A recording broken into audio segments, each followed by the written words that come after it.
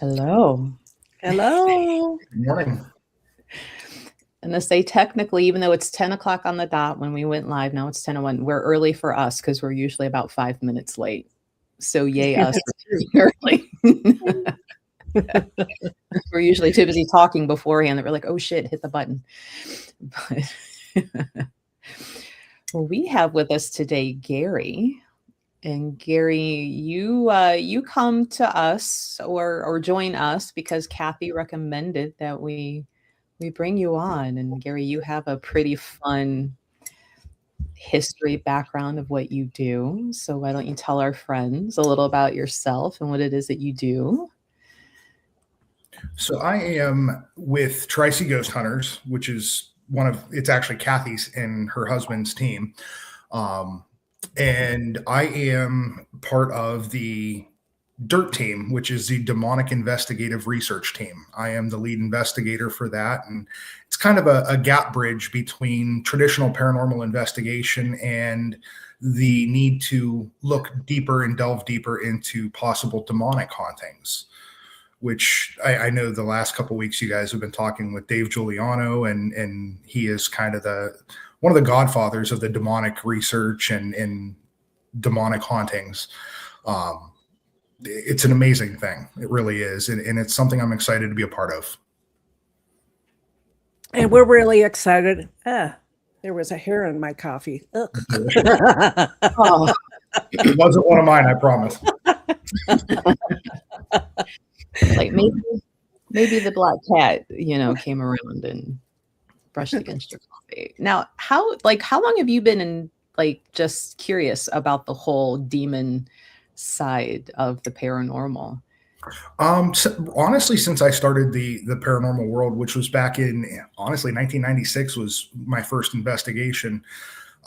Grew up in a very, very Protestant Christian home, so everything was a demon. If it bumped in the night and it was scary, it was a demon. So that was kind of what got me started into it. And then as I progressed and researched and delved into this, I realized that there's such a huge gap between what is a traditional paranormal haunting and what is actually demonic.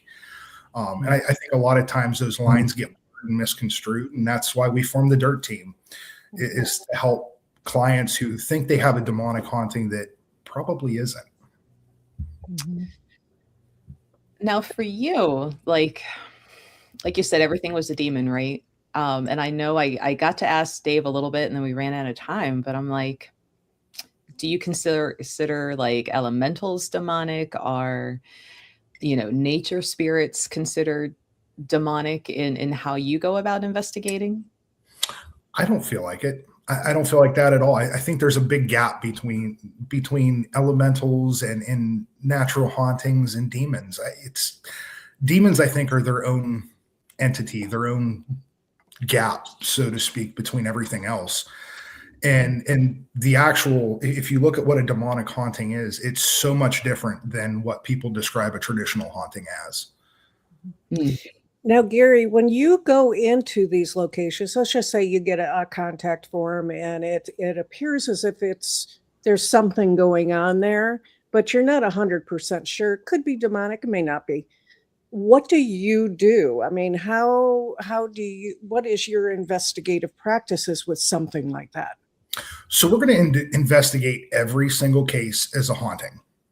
The basis is all the same. We're going in, we're going to do some deep dive research. We're going to investigate the location. We're going to investigate the people. We're going to do thorough and detailed interviews with these people to see if maybe something they've done in their past may have caused this. Or even, and I hate to say this, sometimes it's mental health issues as well, or substance abuse issues. Sometimes it's those familial hauntings, so to speak, of it's things that they've created and caused on their own. Mm-hmm. Mm-hmm. Now, if you do go in and you find out, you feel that way, that it's mental issues, as you put it, what do you do from that point? At that point, we're going to have a very deep and sometimes hard conversation with those people and explain to them, we're going to do our best at this point to put you in contact with the people that you need to talk to. and reach out to some local people possibly to give them some help. Do you have like a black book of people? I like this. Just mentioned it with Dave last week. But like, say, do you have mental health people that are open to the woo-woo in a way to be like, maybe you should talk with this person? I do. I do. I think we all have those little black books. I know Kathy has, I'm sure, her little black book, and I think we all have those contacts.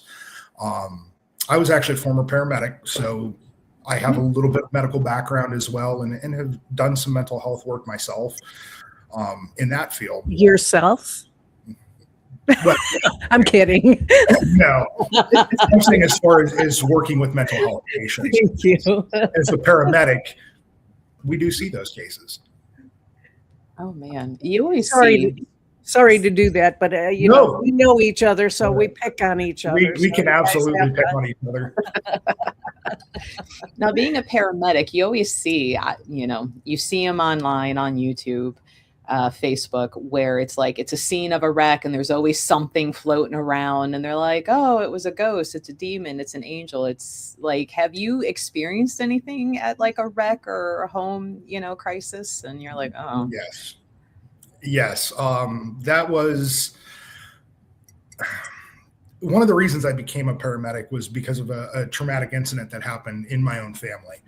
And it kind of pushed me that direction. That's what I wanted to do. And once I got into it, I realized, yes, there are a lot of things. There are a lot of times as a paramedic in the medical field in general that someone passes on traumatically, and sometimes you will see things.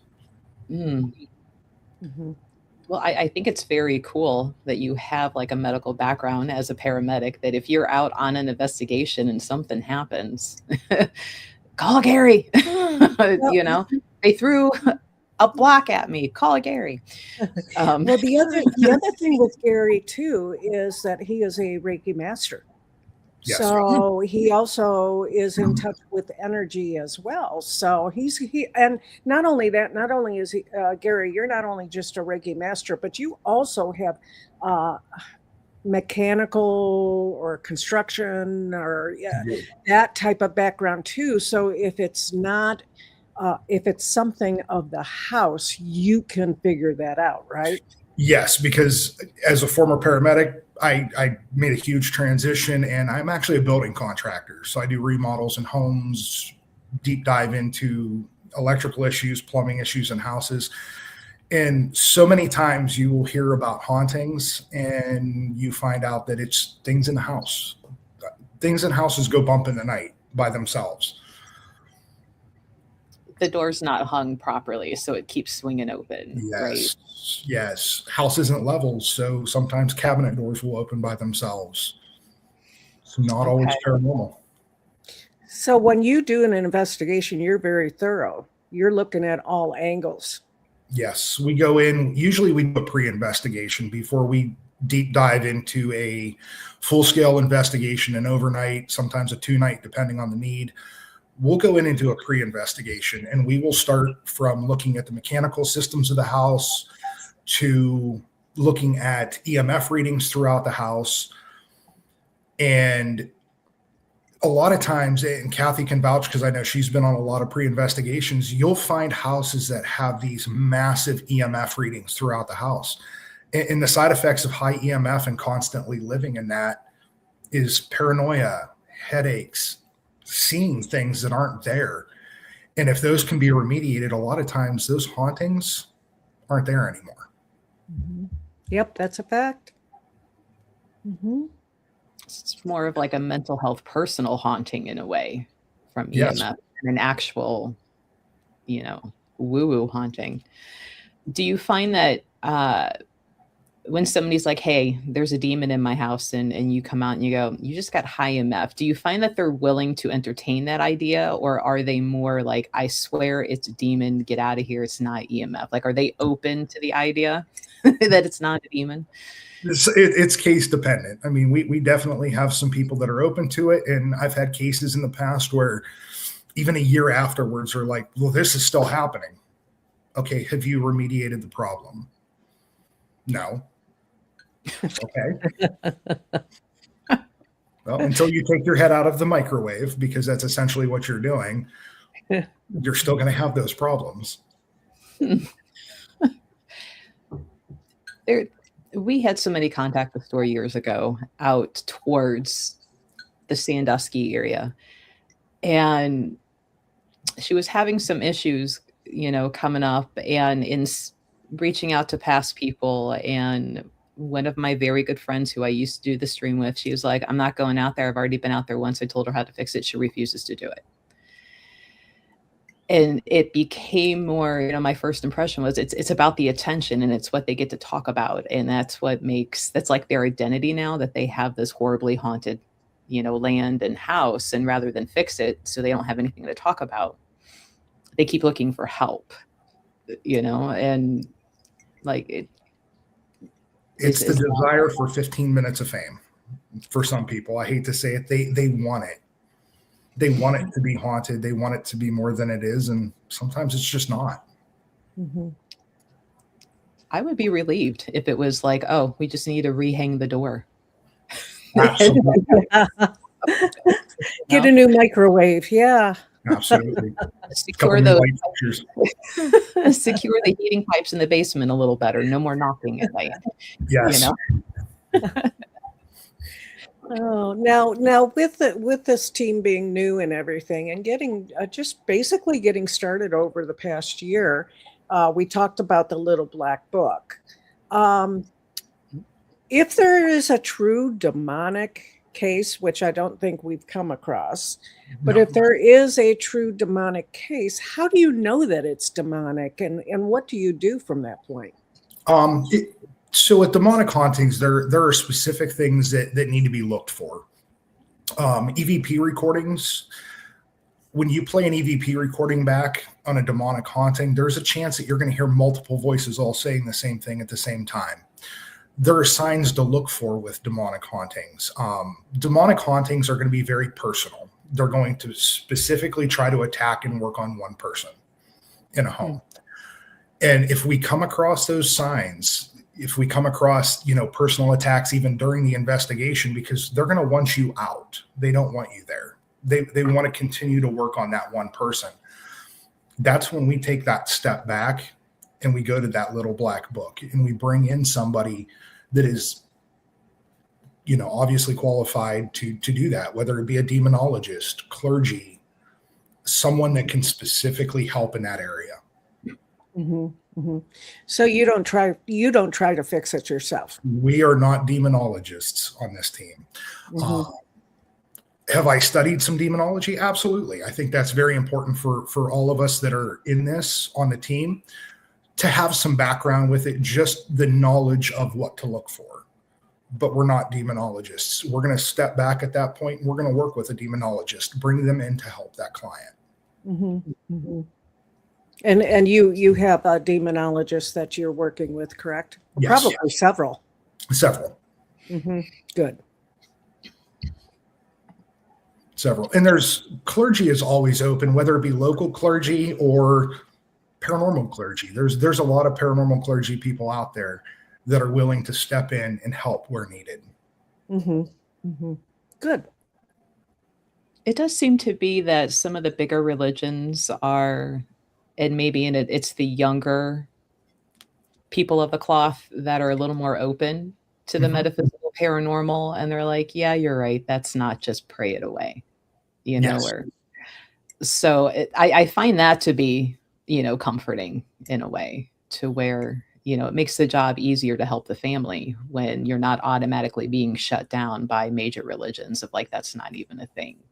Deal with it on your own. I agree. And that's definitely changed over the last, I'm going to say 10 to 15 years. Awesome. Now you have your own dirt team.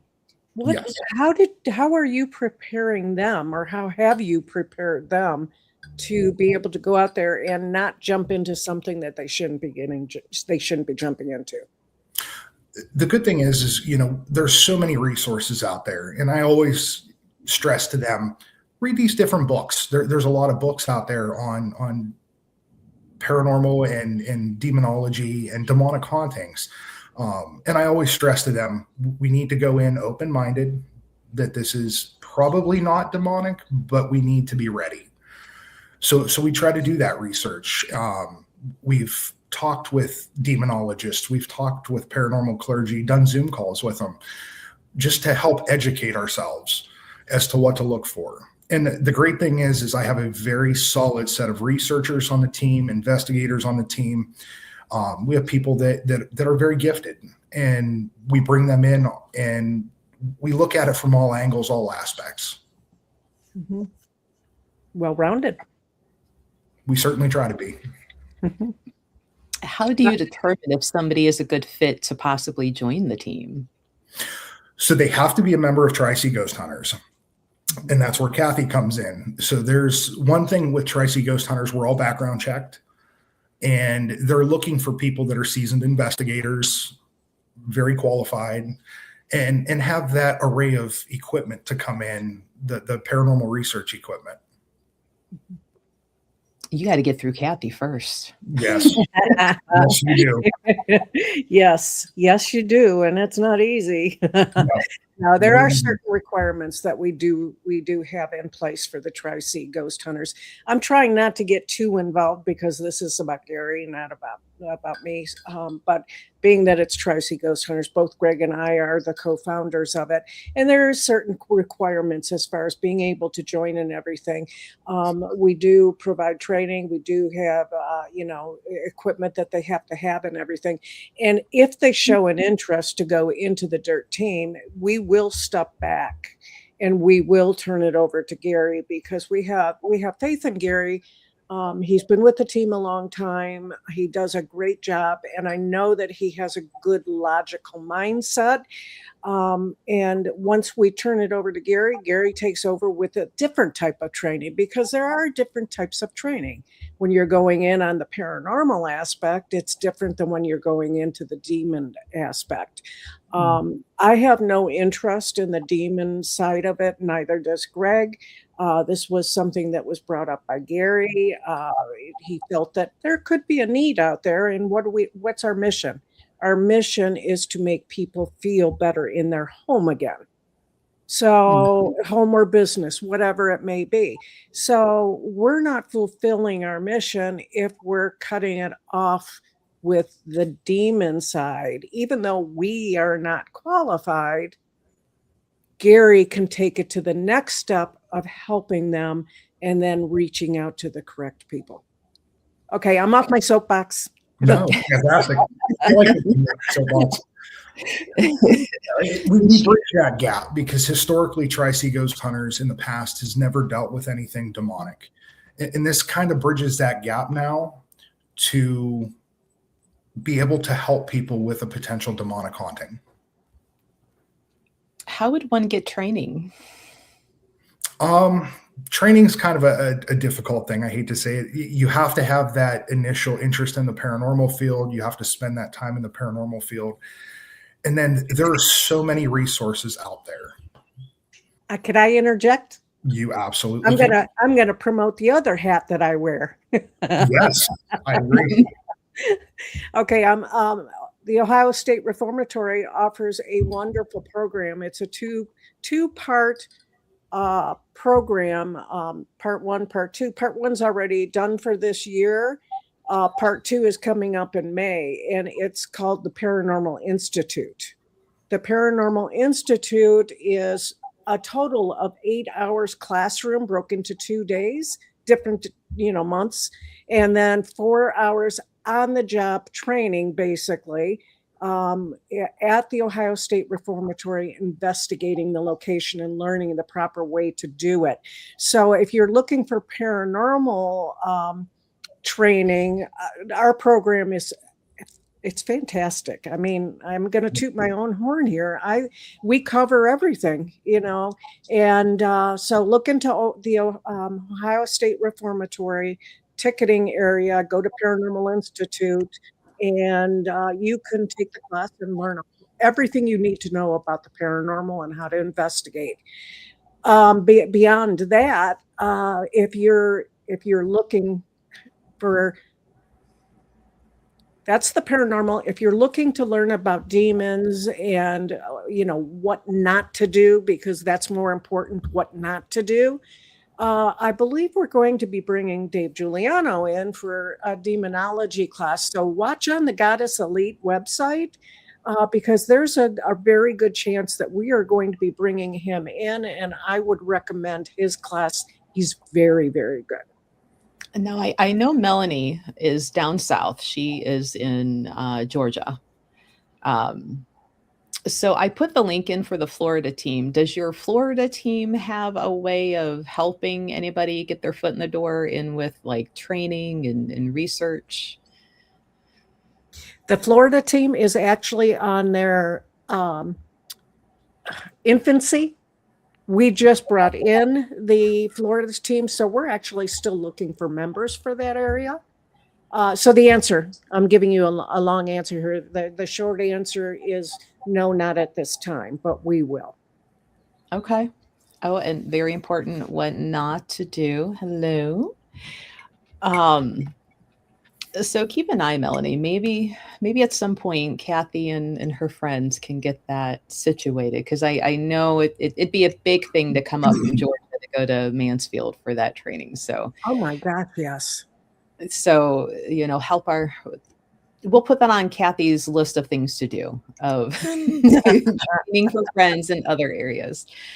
Here, let me get it. Yeah, please.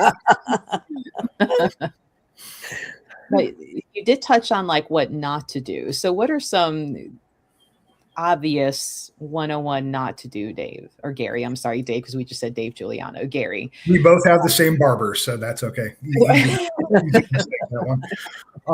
The what not to do. Don't provoke. Don't ever come into a location. We all see it on TV. We see it on the mainstream shows. Don't provoke. If you're playing with a demon, that's something that you could potentially bring home with you. It could cause you physical harm. So don't provoke. Don't ever come in and just open yourself up to it. Come in to an investigation, especially one that could potentially be demonic in nature. Come in with a logical mind. Pay attention to the signs. Pay attention to the people around you. If you see yourself starting to be picked apart, because a demon, like I said, they want you out of there. They don't want to be found out. They want to continue working on their quote unquote victim. So if you see your team starting to argue amongst themselves, and that's not typical of their character, pull them out, get them out of there. Step back, reevaluate, bring in people that have the expertise, the demonologists, the paranormal clergy. They're the ones that need to come in. So when you're recognizing signs, you need to leave. Yes, absolutely. Don't stay. So that's one of the things you don't do is you don't stay. You leave. And just because you've read a book or two on demonology doesn't make you a demonologist. Mm-hmm. It doesn't mean that you're qualified to help remove a demon from a home. Mm-hmm. Yeah, and I would imagine one of the other things is you need to be well protected. So absolutely. You don't want to go in there not being protected. And that falls into whatever your religious belief is. Whether you're Catholic, Protestant, whether you believe in nature, protect yourself. Come in closed. Come in as guarded as you can to that investigation. Don't open yourself up. Mm-hmm. Let's see, make sure I didn't miss any questions real quick. Oh, you're welcome, Melanie. Yep, Melanie has been begging for us to go down and walk around with her in Savannah. And I'm like, it is on my list of things to do. So. Well, you know what? She really wants to learn about the paranormal. So maybe we should take a trip down there and we can teach her. Sounds great. Far warmer than it is here. Sounds like a road trip.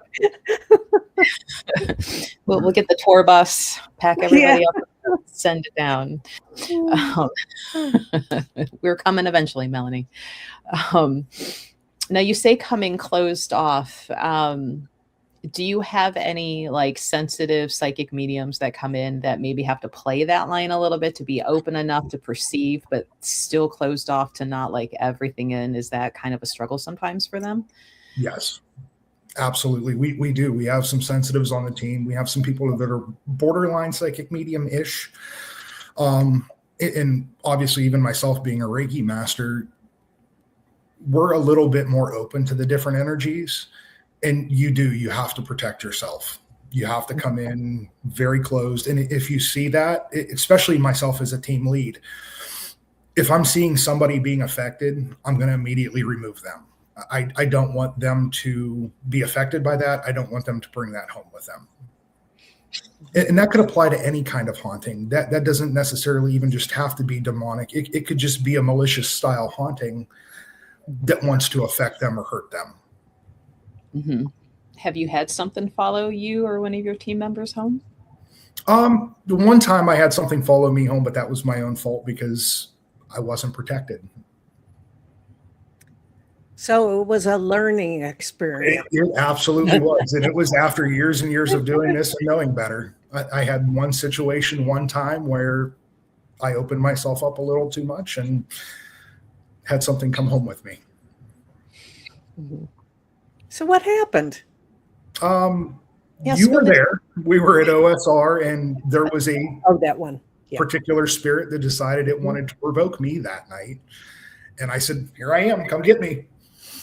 And what did Mom do? I got Mom, by the way. That was a mom voice moment. I got scolded for that one, and we had to do a little bit of Reiki work and spiritual energy healing to make that go away.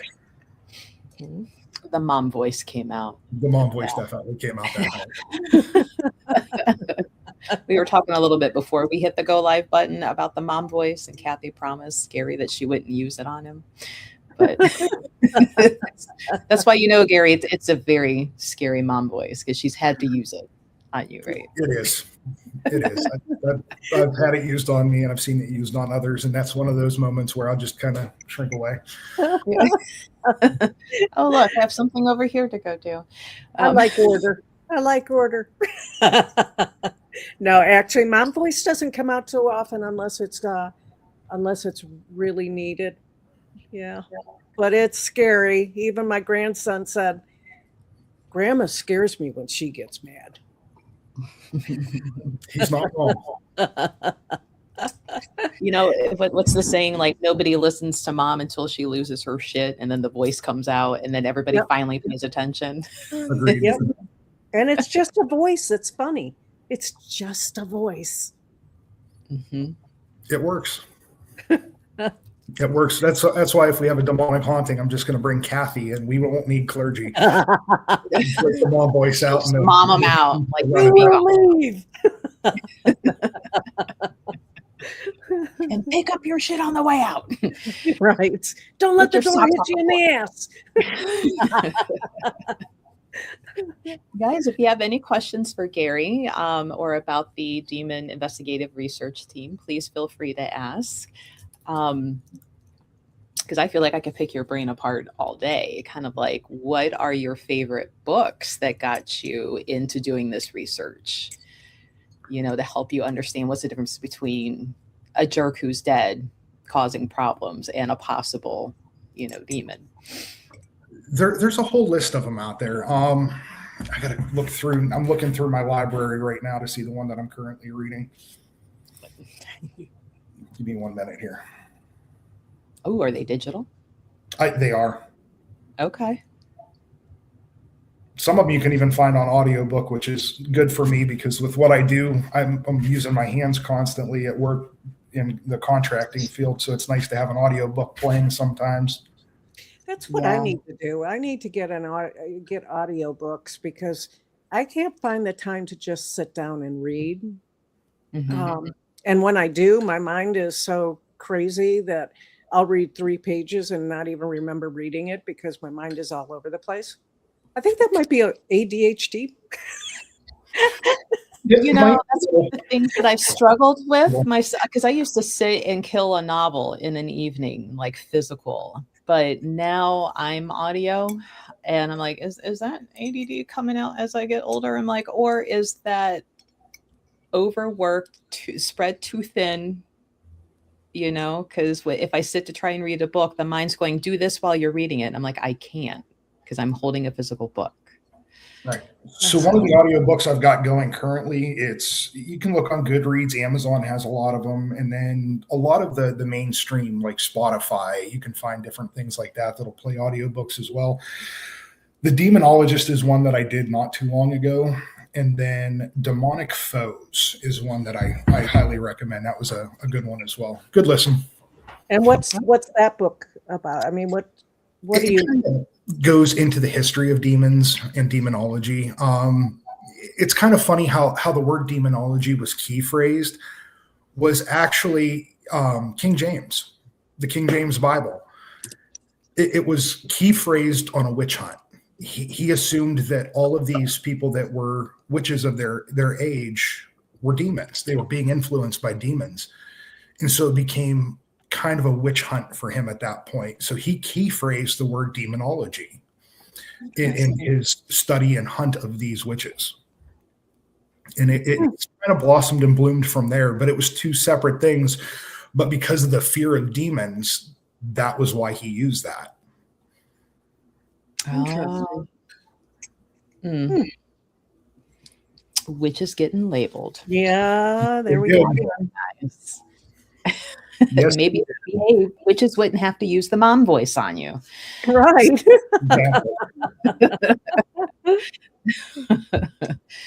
I did look, guys. The Demonic Foes is available on Audible. So if you're an Audible, it's also in the Kindle store, Apple Books. You can order it from Barnes and Noble. Kobo. Here's the Cleveland Library. For those of you local that have a library card with the Cleveland Public Library and Akron Summit, hey, you can get the audio from a library app. Go get it.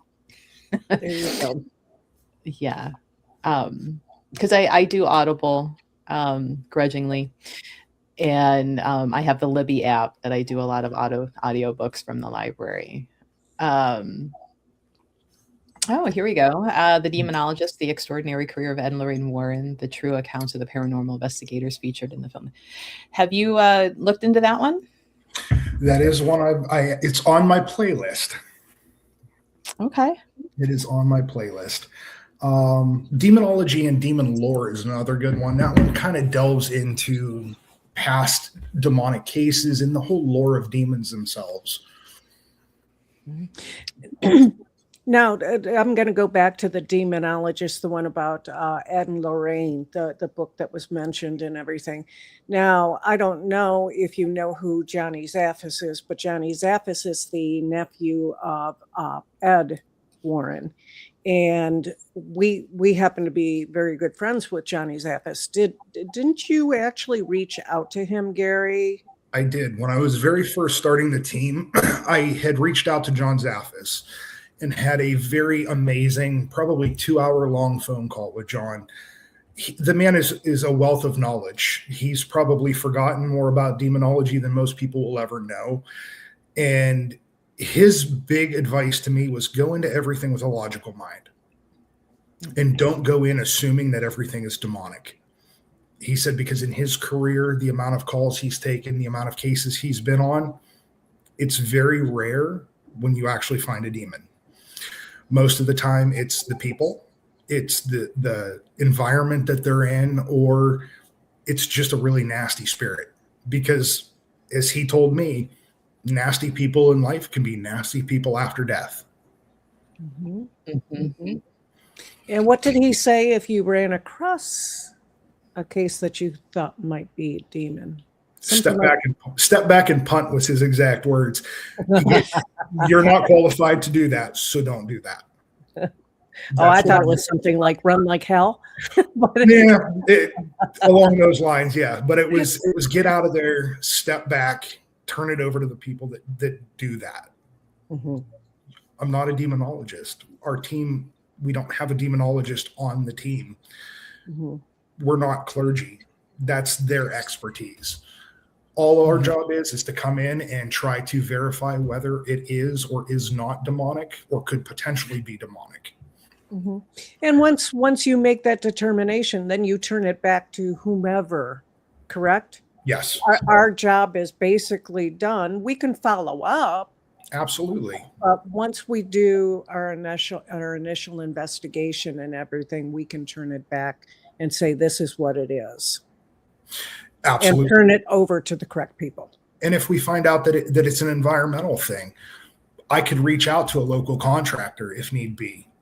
If they have electrical issues in their house and it is that high EMF, hey, you might want to look into replacing or fixing this. If it's a paranormal case, if it is just a nasty spirit in the house, we have amazing people we can work with, such as Kathy, who's a Reiki master, who has done the shamanic. Who has the mom voice. Who has the mom voice and could probably scare them out of the house. That's when we turn it over and then we take care of the aftercare. But if it's demonic, that's not us. We're at that point, we're just trying to determine whether or not we need to take that step to reach out to the demonologist or the local clergy. Mm-hmm. And one of the nice things too, I know, Melissa, you had asked about psychics and everything. We do have psychics on the team, and we use the psychic abilities as needed. But when they're there on a case, they're there as investigators. So if it comes to a point where there's a psychic needed, we can provide that as well. Nice. It's that fine line between the psychic and getting into the demons and knowing that line, which is always very interesting, to me. But like you said, like if they were a jerk in life, they're a jerk, in death. And now they have the added ability to be invisible, find out what freaks you out, and then go do that thing, Absolutely. So we did an event at a restaurant with Mary Ann, and dinner served. She did her lecture, blah blah blah, and the first thing she did was go into the women's restroom and clear that out. And she's like, you had somebody that liked looking at women and little girls when they were alive, and that's what they're standing in there and doing it now. And she's like, that's out. So, and I'm like, okay. And that's what kind of upset that theory for me. It's like, if you did certain things in life, you're going to do it in death. And if you were a jerk and you liked agonizing people, that's what you're going to do later. And, that's why I wonder how many ghosts are running around in a house and they see you're extra religious and you're doing all the things. And so now they learn that you're afraid of demons or, sacrilege type things that might get them in trouble with God. Well, now I'm going to do all those things that make you think you've got a demon in the house. I can scratch the wall. I can scratch you. You think it's got to be 3? Well, then I'll use my 3 fingers and scratch you. So, that's always been like interesting, finding out the difference between it's a dead jerk who was a bully when they were alive, and now that's what they're doing now, and knowing the difference between the two. So if you find that the case isn't demonic, does your team take care of that, or Yes. do you have one of the other team? Okay. No, we take care of it at that point. And all of us that are on the dirt team, we're all members of Tri-C Ghost Hunters. So we're all used to dealing with traditional hauntings and trying to help people with those traditional hauntings to make them feel comfortable in their home again. We had a case, and it's not always necessarily a malicious spirit in life that's a malicious spirit in death. We had a case a few years back that it was kind of a reverse situation. The gentleman that had owned the home was actually a member of clergy, his local clergy. And the gentleman that owned the house currently was of Nordic pagan religion. So he had all of his Nordic pagan kind of artifacts and items hung up in the house, and he was targeted for that.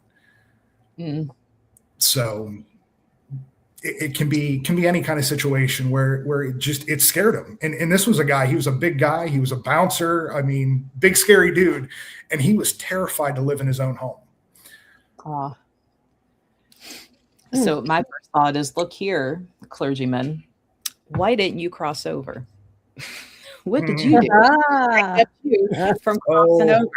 That's a slippery slope. Like, I'm quite like now to be the psychotherapist for the dead. Like, why didn't you? Let's talk about it. Who did you touch? What did you do? Yeah. Oh, the psychology on the paranormal was always fun. Or, especially back in the 1950s where there was no such thing as ghosts. If you were religious, there were no such thing. How are you a ghost now? Yeah. Yeah. Well, I mean, I'll throw Chris under the bus because she's here chatting with us. She has a helper in her barn because she's got lots of horses. And one of these days I'll make it out there to go pet some horses. And it's previous Amish land. And there is an Amish guy helping in her barn. And I'm like, I would love nothing more than you to talk with him and ask him what his stance is now, because when he was alive, this didn't happen. And now that he's here, like, there's no such thing as ghosts, right? Yeah, but now that you are one, tell me, how does that change your ideology? But he's been very reluctant to that topic. She hasn't gotten him to talk, I don't think, yet. I wish a housekeeper would come and haunt my house. Right? That'd be awesome. Right? No, instead I get the little old lady that turns on my gas burners when I moved into this apartment. Yeah, she was something. Because she doesn't like my decor. Oh well. Now, if she was cooking food, that would be okay. Yeah. Not just telling them to turn them on. Yeah, do something productive with it besides trying to blow up me and all the neighbors, right? Like, come on. Make some lunch, would you? Fold the laundry, put that away for me. That would be great. So now we're going to get into a corny question because I think our people are just listening. Okay. I'll go check that out. That might be a next week follow-up. Wait, Facebook, email. How did you message me? Yeah, maybe she was cooking that one guy dinner, the one that I trapped in here with the seed because he didn't think he could be. Maybe. A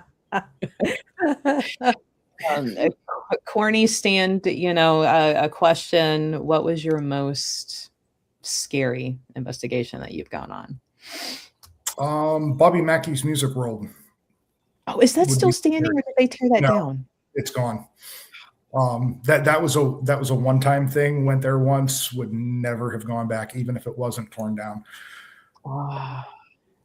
First time I was ever physically touched on an investigation, and the first time I ever felt sick after an investigation. Absolutely terrifying. So what happened? Where were you when all of that took place? I mean, what part of the building and everything? So we were in the basement of Bobby Mackey's, and it was actually just a guided ghost tour that they do, kind of like the ghost walks we do at the Ohio State Reformatory. Okay. We were down in the basement. We were in the one back room, and I felt, I'm going to be brutally honest, I deal with demonic hauntings. I would step toe to toe with pretty much anything in the paranormal. I am terrified of spiders. Run in fear, kind of terrified of spiders. And I thought a spider web had brushed the top of my head. So I immediately freaked out, turned my flashlight on, and was looking for a spider. And right as I did that, the guy that was leading the tour started laughing, and he goes, "She likes bald men." That was a little too specific for me. So I had to ask him, "Who are we talking about?" And he said, "Johanna, who was the daughter of the owner of the nightclub." And the next day I woke up so sick. I mean, yes, I could have eaten bad food. There's so many other explanations, but it just seemed too weird that anybody that had been physically touched in that basement always ended up sick. And then the next day I was.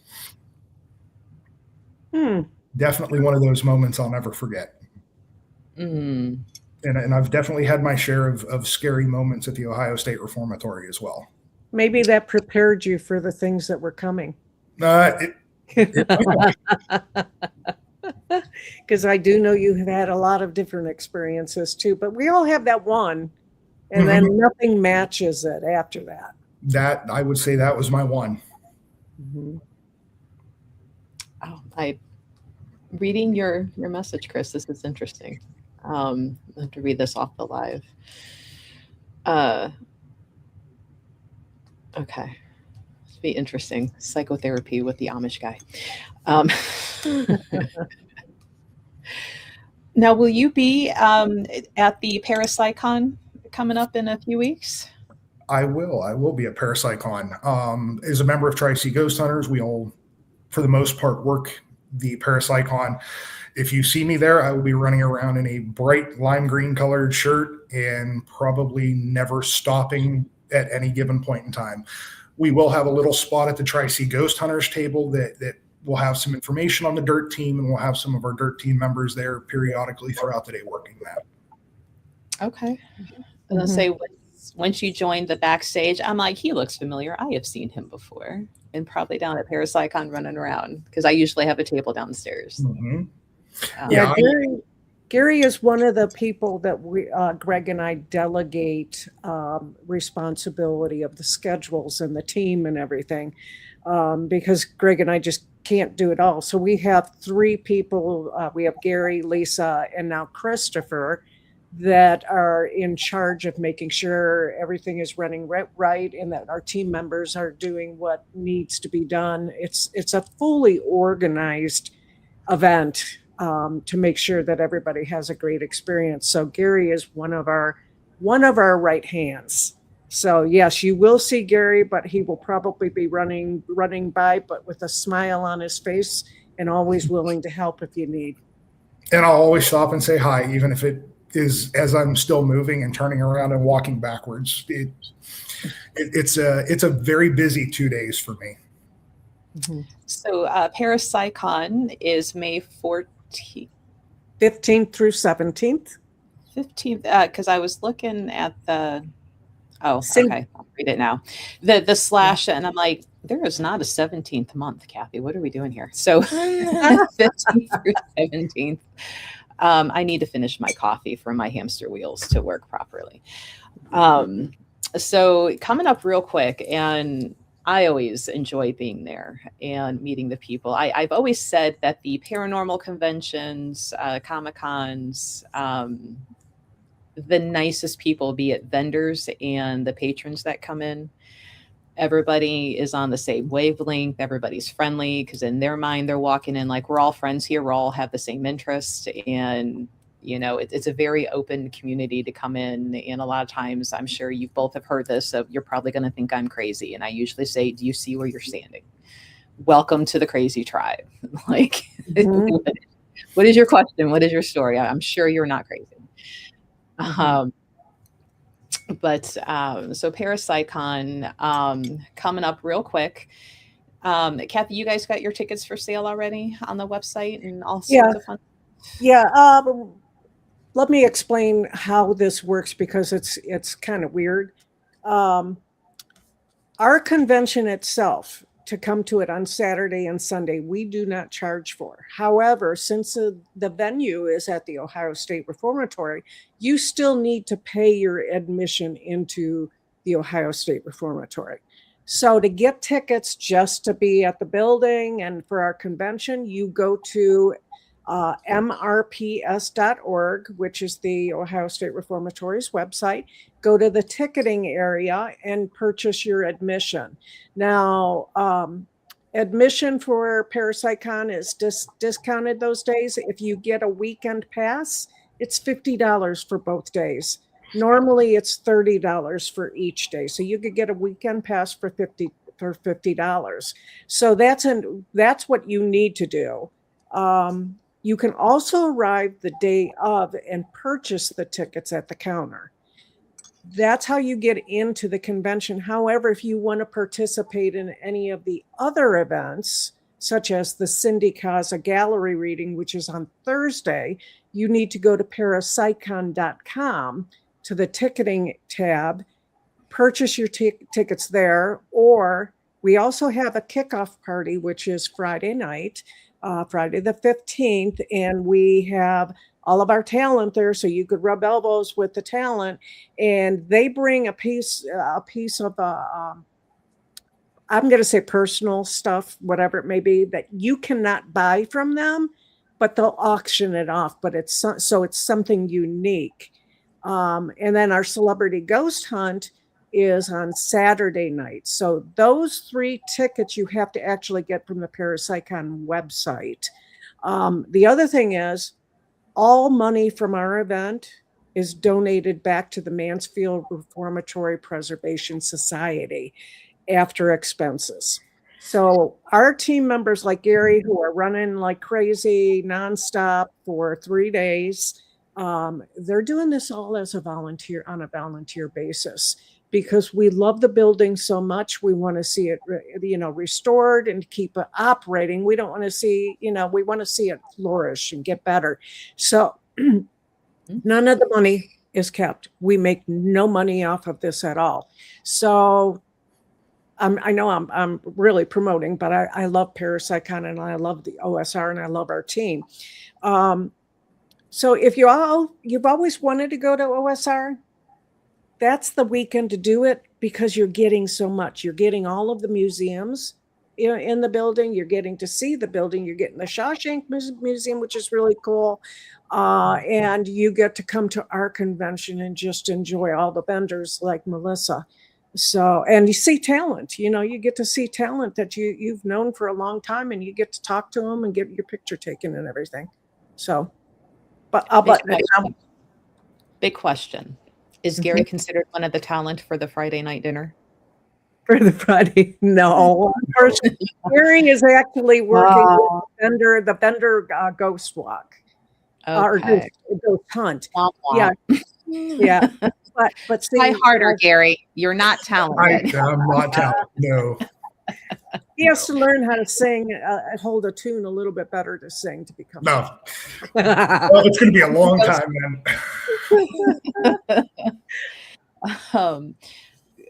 Chris, she says, heard someone got a lot of the goodies from Bobby Mackey's, and they started to get a lot of activity. That's a terrible idea. Don't take things from paranormal locations. Bad idea. What was the podcast, Chris, if you can remember? Because I do a lot of podcasts. So if I'm not doing a book, I'm doing a podcast, which I started listening. Gary, I don't know if you said you did podcasts. I started listening to the Exorcist Files. Yes. And that one can be interesting. Sometimes it's very frustrating. A priest will get on there and be like, you have demons because you do yoga. And I'm like, oh my God, we're still here. Okay. But some of those cases are interesting. Some of the approaches are interesting. So if you do podcasts, maybe listen to that. Is that one that you've said that you've listened to? The Exorcist Files? It's on my playlist. I pop it on every now and then. Okay. Do you find good info or things that make you look at some of the cases differently from it? I definitely, like you said, there are some people that come on those podcasts that you just kind of shake your head. But there's always interesting things to listen to. I always try to find anything I can in those. Just, could they have done it differently? Should I be doing things differently? Mm-hmm. We never stop learning. Every single case is a learning experience. So it's good to look through those. Yeah. It's, I need to do a search to find, some other ones. Probably need a palate cleanser from all the true crime that I listen to.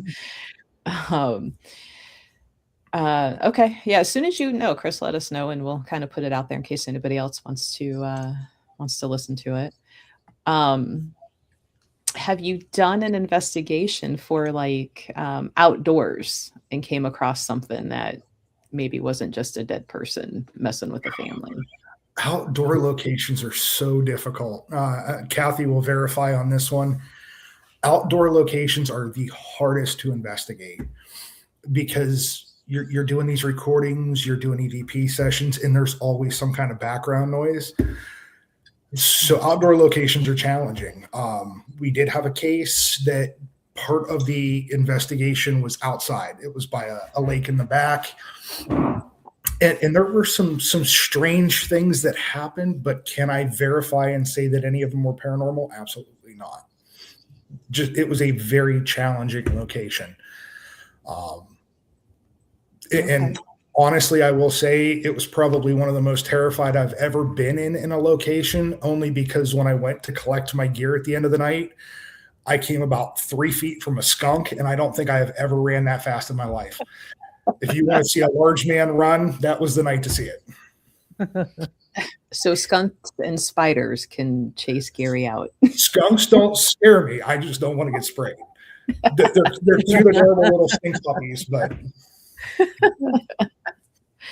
Now, we have investigated, we being Greg and I, have investigated outside locations, and we don't like outside locations for the exact same reasons. There's just too much contamination with everything, and you can't get verification.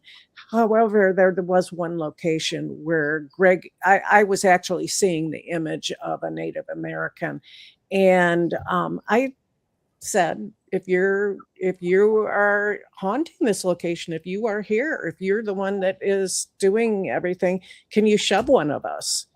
And and Greg slid across the gravel. So, and he said it felt like somebody had their arm in the middle of his back, and he slid, it wasn't a slope, straight across the gravel. So and that's rare. You don't usually get things like that, but I thought it was pretty cool, that had happened. And then there was another location. It was a house, I think it was in Doylestown. It was a house in Doylestown, and we actually had a psychic with us. And the psychic said that there was transient traffic in the wooded area behind our house.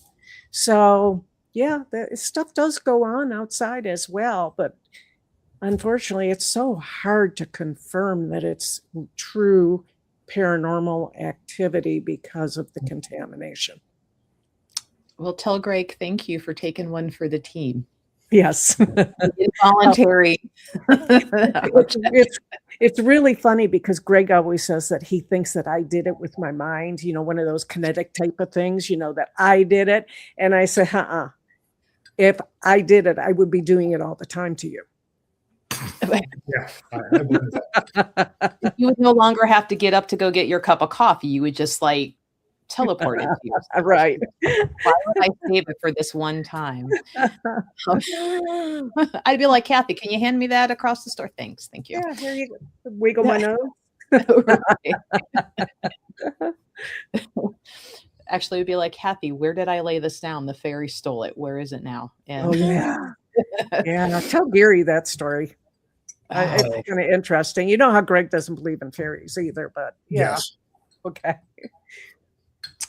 So I want to share real quick. So we'll go to the home and put this in the chat for everybody for the Tri-C Ghost Hunters. So if you guys want to learn a little bit more about Kathy and Gary, the teams, the work, because you guys have teams, obviously Ohio and Florida, but you also have teams in we have Columbus in Florida. Okay. Yeah, the Tri-C state is not related to the college. Tri-C stands for Cleveland, Columbus, and Cincinnati.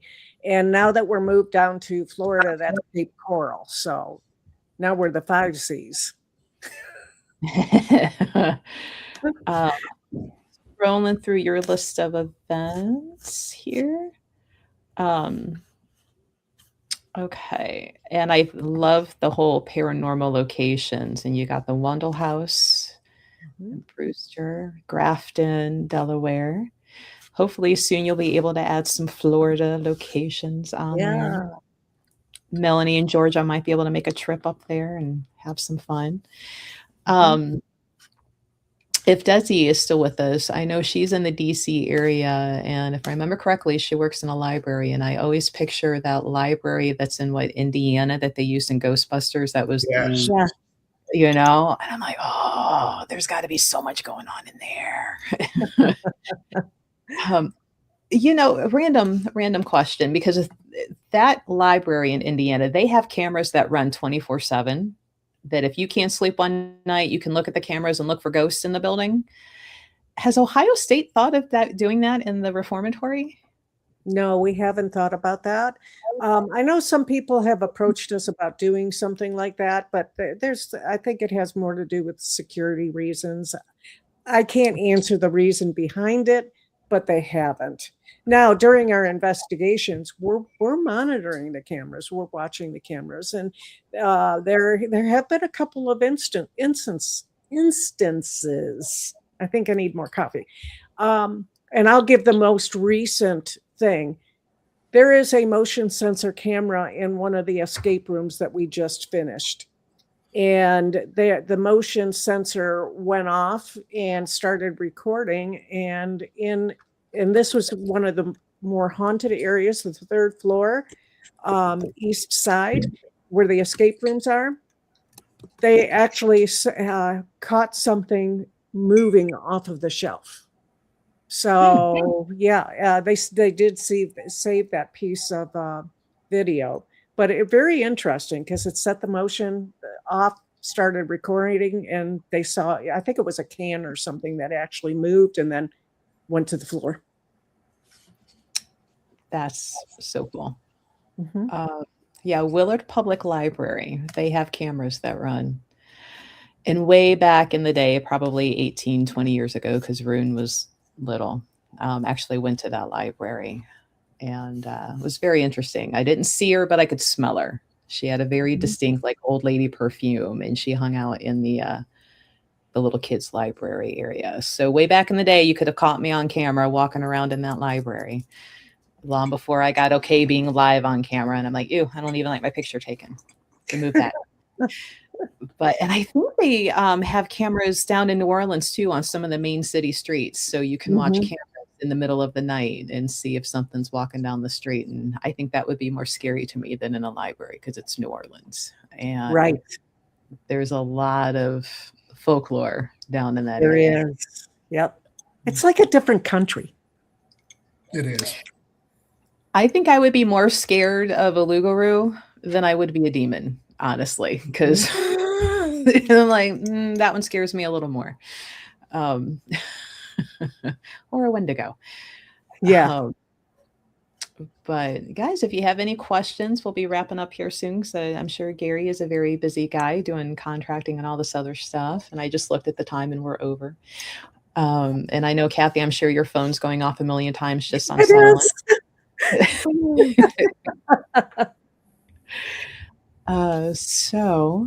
But thanks for joining, Gary, and telling us about your team. Thank you for having me. I appreciate it. It wasn't too painful, right? You know? No, not at all. And following Dave Giuliano is always a hard act because that guy has an amazing background. Yes. More book recommendations. You know, if and when you have time, Gary, if you want to put together a list, get it to either Kathy or I, and I can put that out in our socials, on our, what's it called, Discord. That way we can put a list and maybe others if you want to join it, and you can add what you've read and liked. So maybe we can start a whole book recommendation category for that. Oh, I like that. My book collection. I think that's a great idea. As you can see, I have a partially finished wall here. So my office is under construction still. So all my stuff is boxed up nicely and neatly right at the moment. But I'll go through the box and I'll send some recommendations over. Yay. Sounds great.